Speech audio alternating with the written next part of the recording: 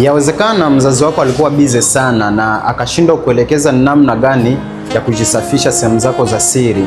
Ndio maana unapitia changamoto za kupata maambukizi ya mara kwa mara, labda PID, au unapitia changamoto za kupata UTI za kujirudia. Na wengine wameshaipatia jina kuwa UTI yangu, lakini kwa kawaida ile sio UTI yako, lakini ni changamoto tu ambazo unazipitia katika mfumo wa uzazi.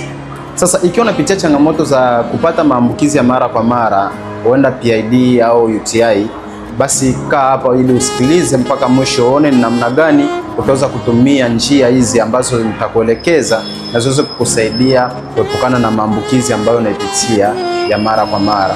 Jambo la kwanza ambalo unatakiwa kulifanya ni kusafisha sehemu zako za siri kwa maji ambayo ni masafi, yaani ni maji ambayo haina kitu chochote ndani yake. Na kitu cha pili ambacho unatakiwa kukifanya, usitumie sabuni kwa kusafisha sehemu zako za siri.